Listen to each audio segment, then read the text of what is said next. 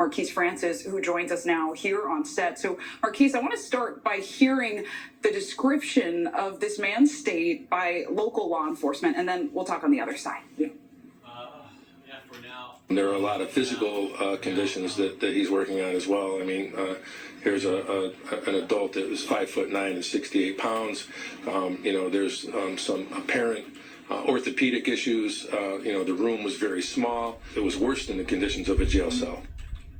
I mean, just harrowing. What more have we learned about his captivity and how this happened? Yeah, I mean, according to police, this 32-year-old was held and locked in a room for 23 and a half hours every day, only to be let out to do household chores for a small amount of time. And reportedly, he had to urinate in a bottle, he had to drink water out of a toilet, and he told police he was hungry every day. And as far as people actually doing something about it, we heard from former elementary school teacher who said he called Child and Family Services over 20 times. And then out of nowhere, the kid just stopped coming to school in the 5th grade. And I want to pull up a statement that Child and Family Studies from the state said. And they said, quote, "The Department of Children and Families has looked extensively at our current and historical databases and to date have been unable to locate any records pertaining to this family."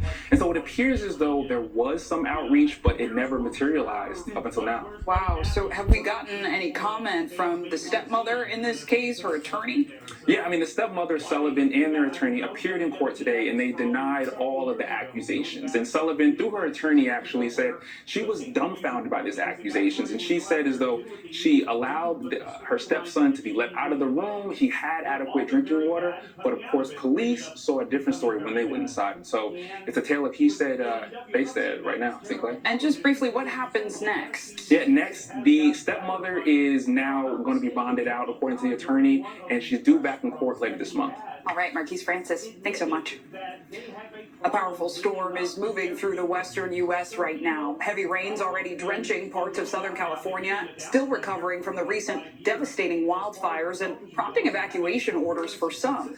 And in Pico Riviera, just outside Los Angeles, the National Weather Service is confirming a tornado touched down in the city, toppling trees and power lines and damaging homes and cars. NBC News meteorologist Bill Cairns joins us now. Bill, where is this storm headed now, and what are you watching out for? Yeah, we're watching the Southern California area beginning to dry out, so we're getting past our point of worrying about the burn scars anymore. There's still a couple of rough areas that could have some downpours, but it's not going to be widespread like we saw early this morning, and you can actually see that on the radar. You can see that was the heavy stuff here moving through. Now we're left with kind of what we call instability showers that are going to move through as we go throughout the rest of the afternoon. Here's a closer view of the area around Los Angeles. We just had a pretty heavy downpour, actually, with this shower almost very close to where the Eaton fire was there near Altadena. So that'll be exiting.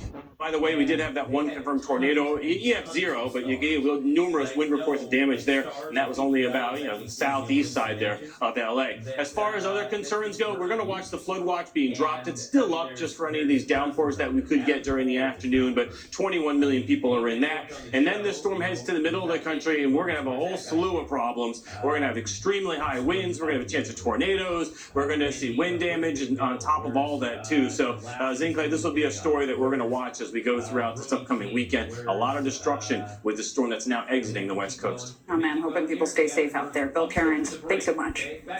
And later this hour, there are mounting health concerns over a popular treatment used for hair loss. What young men in particular need to know ahead on NBC News Daily.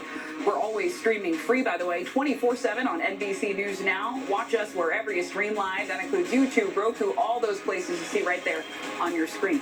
And the NBC News app. Don't go anywhere. The news continues.